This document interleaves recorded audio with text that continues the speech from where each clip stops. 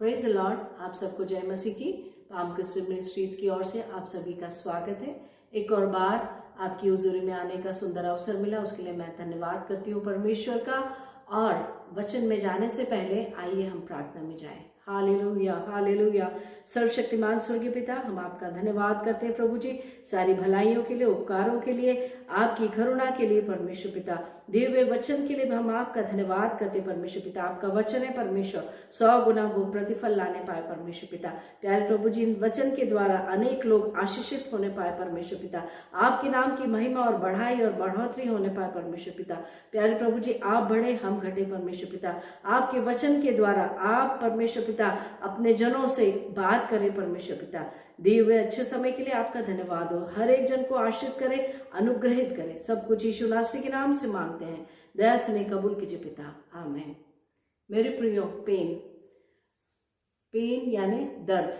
मैं आज भौतिक दर्द के बारे में, जो शारीरिक नहीं, जो अपने भावनाओं को जो दर्द पहुंचता है उसके बारे में आज मैं बात करना चाहूंगी।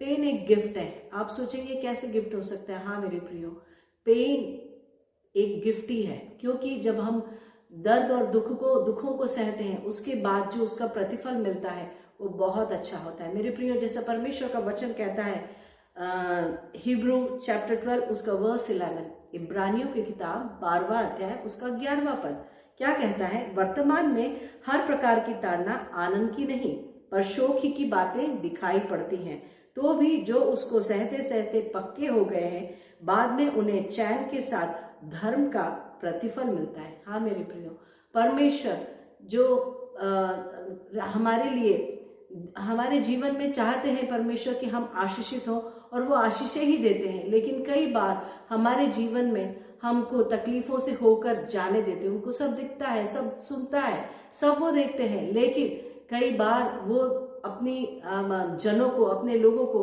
तकलीफ से होकर जाने देते हैं, और बाद में उनको उसका प्रतिफल जरूर मिलता है मेरे प्रियो। कई बार हम सोचते हैं कि हमारे जीवन में ऐसा क्यों है, ये तकलीफें हमें ही क्यों है, और कई बार यही तकलीफों को सोच सोच कर इंसान निराशा में चले जाता है और वो कुछ नहीं करना चाहता। वो सोचता है कि मैं बिल्कुल यूजलेस हूँ, मैं किसी काम का नहीं हूँ, मेरे जीवन का कोई मकसद नहीं है। लेकिन मेरे प्रियो, आप जानकर ये खुश होंगे कि परमेश्वर अपने प्रेम रखने वालों को बहुत आशीषित करते हैं और आनंदित करते हैं। एक न एक दिन उनके जीवन में परमेश्वर का बहुत बड़ा आशीष उनके जीवन में जरूर आता है मेरे प्रियो। वचन में और आगे जाने से पहले मैं आपको एक छोटी सी कहानी के द्वारा आगे की बातें मैं बताना चाहूंगी मेरे प्रियो। एक लेडी थी, वो गांव में रोज 2 घड़ों को लेकर पानी भरने जाती थी। 2 घड़े थे उसके हाथ में, और रोज वो पानी भरने जाती थी। थोड़ी दूर पर वो जाती थी, और एक घड़ा जो था उसमें थोड़ा सा क्रैक था, और दूसरा जो घड़ा था बिल्कुल सही था, उसमें कोई क्रैक नहीं था। तो ये जो घड़ा था जो बिल्कुल सही था, जिसमें कुछ दिक्कत नहीं थी, उसको बड़ा घमंड रहता था कि मेरी मालकिन मुझे बहुत अच्छे से सहेज के लेकर आती है और बहुत अच्छे से मेरे को रखती है। मुझ में जो पानी भरता है वो अच्छे से ले जाने पाती है। और ये जो टूटा हुआ घड़ा है उसको देख देख के कई बार ये घड़ा बोलता है कि तुम तो फूटे हुए, तुम में क्रैक है, तुम्हारे जीवन में प्रॉब्लम है। ऐसा सोच के बड़ा एक दिन वो घड़ा, दूसरा जो घड़ा है वो उदास हो जाता है।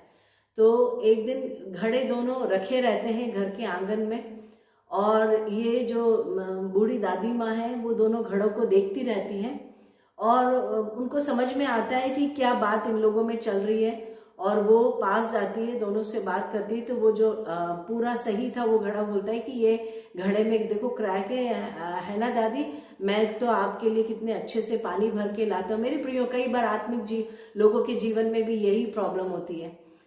क्या होता है, कई बार कोई लोगों के जीवन में जब प्रॉब्लम्स नहीं होती है, सब कुछ अच्छा चल रहा होता है, तो उन लोगों का क्या कहना होता है, उनके मन में ऐसे कई बार सोच विचार आते हैं, या कई बार वो लोग ऐसा दूसरों को सिखाते हैं और दूसरों को डीमोटिवेट करते हैं कि तुम्हारे लाइफ में ऐसी प्रॉब्लम ये है क्योंकि प्रार्थना की कमी है, या ये है वो है। उस व्यक्ति को, सामने वाले को एनकरेज करने के बजाय, उसको एक अच्छे शब्द बोलने के बजाय उसको और डीमोटिवेट करते हैं। मैंने अपने लाइफ में ये देखा है मेरे प्रियो, ऐसा नहीं है। आप अभी आगे कहानी में देखेंगे, जब वो दादी माँ जाती है वो दो घड़ों के पास, जब ऐसा वो जो सही वाला घड़ा ऐसे बोलता है तो दादी माँ उस टूटे हुए घड़े को देखकर समझ जाती कि ये बहुत दुखी, तो वो बोलती तुम क्यों निराश हो? तो बोले कि मैं तो कुछ काम का नहीं हूँ, मैं तो, मेरे इसमें क्रैक है, परेशानियां हैं, मेरी वजह से आप पूरा पानी नहीं भर पाती हो, जितना भरता है वो रास्ते में ही गिर जाता है। तो वो घड़े को बड़े प्यार से उठाती है और फिर जाती है, वो जिस रास्ते से रोज आती थी वो रास्ता दिखाती है।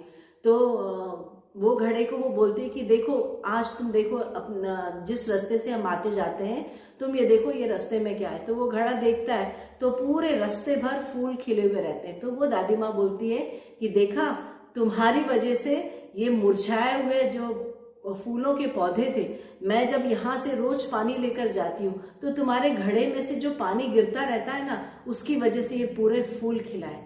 मेरे प्रियो, हम कई बार सोचते हैं कि या कई बार खुद लोग ऐसा सोचते हैं कि हमारे जीवन में ऐसा है वैसा है, हमारा जीवन बिल्कुल व्यर्थ है। लेकिन मेरे प्रियो, परमेश्वर की एक बहुत अद्भुत योजनाएं रहती हर एक के जीवन के लिए। मेरे प्रियो, यदि आप में से कोई ऐसे तकलीफ परेशानियों से, दुखों से होकर गुजर रहे हैं, जो सोच रहे हैं कि हमारे जीवन का कोई मतलब नहीं है, मकसद नहीं है, हमारे जीवन में तो बस प्रॉब्लम्स ही प्रॉब्लम्स है, कभी इसका शायद निराकरण नहीं हो सकता, मेरे प्रियो आप विश्वास रखिए, परमेश्वर आपके द्वारा अद्भुत कामों को करेंगे। मैंने अपने जीवन में अनुभव किया है, मैंने कई लोगों को अपने जीवन में देखा है जिन्होंने परमेश्वर की राह को चुना, परमेश्वर के लिए अपने जीवन को समर्पित किया, तकलीफें आई, परेशानियां आई, लेकिन उन्हें नाश नहीं करी, बाद में उन्हें बहुत अच्छा एक जीवन मिला। मेरे प्रियो, परमेश्वर, मैं जानती हूँ आप सभी के लिए भी बहुत अच्छा जीवन देंगे और आपके जीवन को आशीष करेंगे। जैसा वचन कहता है, क्योंकि प्रभु जिससे प्रेम करता है उसकी ताड़ना भी करता है और जिसे पुत्र बना लेता है उसको कोड़े भी लगाते हैं। मेरे प्रियो,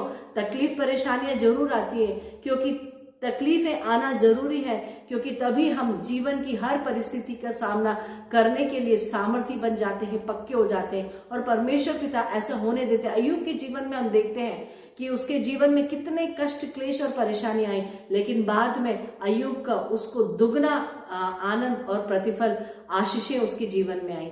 मेरे प्रियो, परमेश्वर आपके जीवन को भी आशीषित करेंगे यदि आप परमेश्वर में बने रहेंगे और परमेश्वर का वचन, आप उस वचन के अनुसार चलेंगे तो परमेश्वर आपके जीवन को बहुतायत से आशीष करेंगे। परमेश्वर के वचन में रोमियो उसके 8 और 28वें पद में क्या लिखा है? रोमियो 8 उसका 28वां पद, रोमन्स चैप्टर 8 उसका वर्स 28 क्या लिखा है? अतः हम जानते हैं कि जो लोग परमेश्वर से प्रेम रखते हैं उनके लिए सब बातें मिलकर भलाई ही को उत्पन्न करती हैं, अर्थात उनके लिए जो उसकी इच्छा के अनुसार बुलाए हुए। मेरे प्रियो, जो परमेश्वर के बुलाए हुए लोग हैं, ताड़ना है, तकलीफें हैं, परेशानियां हैं, लेकिन परमेश्वर सब बातें मिलकर उनके लिए भलाई ही को उत्पन्न करते हैं। आगे को एक वचन है जेम्स चैप्टर 5 उसका वर्स 11, याकूब की किताब उसका 5वां अध्याय उसका 11वां पद क्या कहता है? देखो, हम धीरज धरने वाले को धन्य कहते हैं। क्या लिखा है परमेश्वर के वचन में कि धन्य है व्यक्ति जो धीरज रखता है, दुखों को सहकर पक्का हो जाता है। क्या लिखा है? देखो, हम धीरज धरने वालों को धन्य कहते हैं। परमेश्वर का वचन ही ऐसे लोगों को धन्य कहता है। मेरे प्रियो, इसलिए आज आप परेशान नहीं हो। कई बार हमें लोग आंकते हैं, कई लोग हमारा वैल्यूएशन करते हैं, लेकिन वो परमेश्वर पिता जानता है कि हमारी परिस्थिति क्या है, और परमेश्वर हमारे धीरज को, हमारी परीक्षाओं में हमको सफल कर उसके नाम की महिमा के लिए इस्तेमाल करेंगे। परमेश्वर इन वचनों के द्वारा आप सभी को बहुतायत से आशीष करे। Thank you. God bless you.